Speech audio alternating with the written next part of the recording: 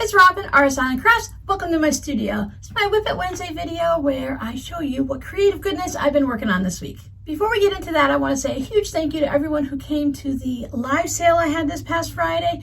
You guys cleared out so much old stock and I really appreciate that. It's very freeing to have some empty bins, to not have to be digging through extra stuff and deciding when to put it up for sale, should I do Christmas in July, should I sell it again at Christmas and stuff like that. So I'm really enjoying these live sales because it does clear things out. And if I clear things out, it's kind of like fabric shopping. If you use more fabric, you can buy more fabric. So if I sell more items, then that means I can make more items. So that got me to thinking, should we do this again? Should we do it more often? And should we do it regularly? Well, for part of it, I had a couple of questions about, do you have bowl cozies? Will you be putting those in sale? Will you be putting zipper pouches in? Are you going to have some coin pouches and things like that? And in this last sale, I just did things that were no longer in the Etsy shop. But by going through my Etsy shop, I see I have a lot of listings where I made maybe 10 zipper pouches, the little coin pouches, and there might only be 1 or 2 left on that listing. And there might be a couple of those little small wallets that I've made in the past, a couple of those left in the listing. So they're like looking at a shelf at the store where it used to be full, but now there's only a couple little things sitting on it. So I thought if you guys are interested, we can do it again. But the question becomes, should we do it this week? So instead of scrappy word for today, I'm just going to ask a few questions and answer the ones you want, answer all of them. That would be great. I just need to have a little bit of input, because it really matters on what you guys want.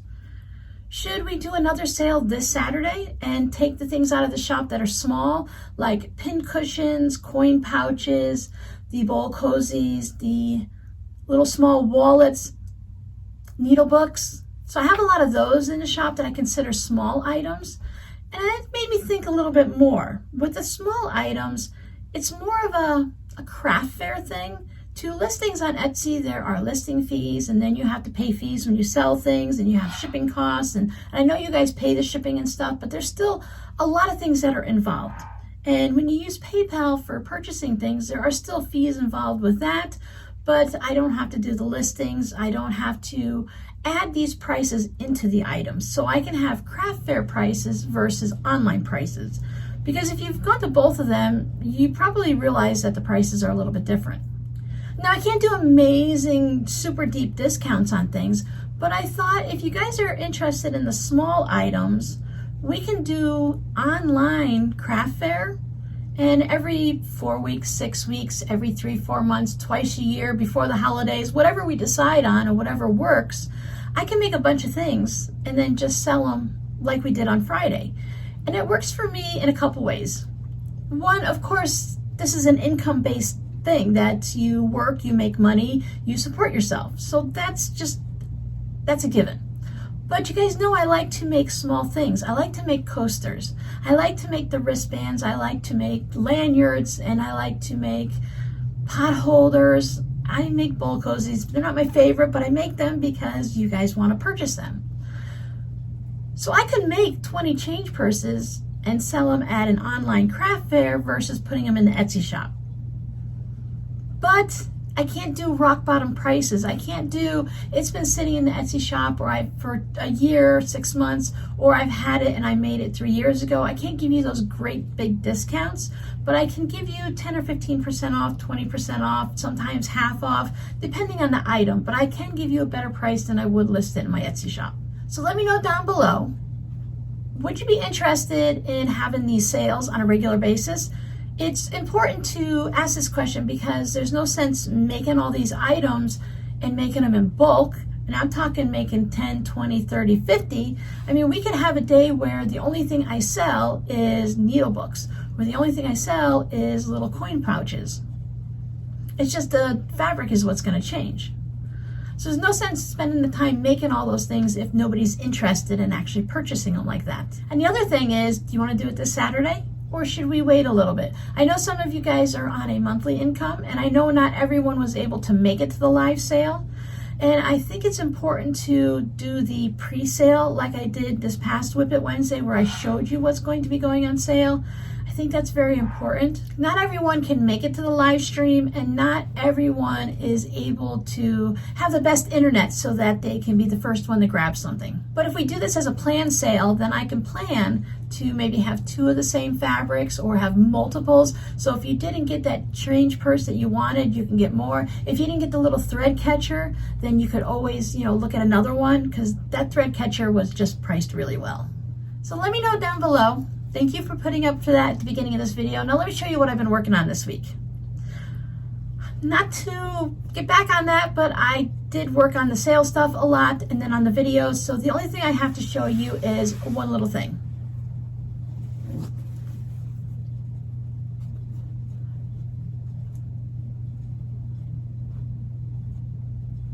I got one panel for the tote bag quilted.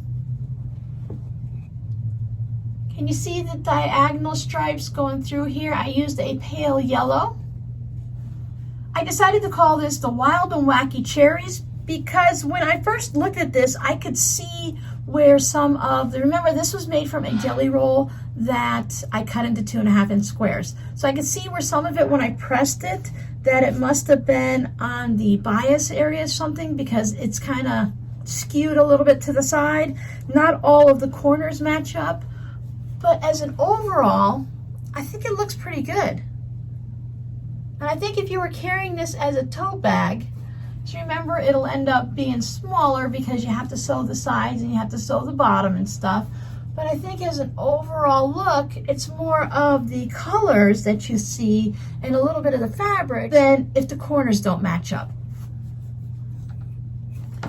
Just to show you the fabric that I used on the back, this is just that faux backing that I used to make the panels nice and sturdy and to keep everything going nicely, because I don't want to quilt just through the top fabric and the batting. I used the Hero marker to press all of the spots on this one. This is the second one. It is not quilted, but I thought I'd show you the fun fabric on the back. This one has Elmo, little baby Elmo.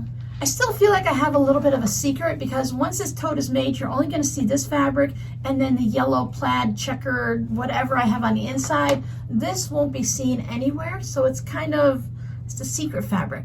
So that's really just about it for this week. I received mailing addresses from everyone but one person, and everyone's orders have gone out in the mail. This is Monday morning. I'm just waiting for the mailman to knock loudly on my door. I always ask him, knock really loud, because I'm in here sewing with the headphones on. I keep one ear off and only listen in my left ear, but still he's afraid.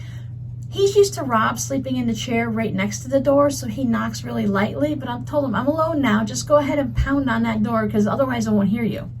I've missed him a couple times, and I've also caught him just walking away because he's just,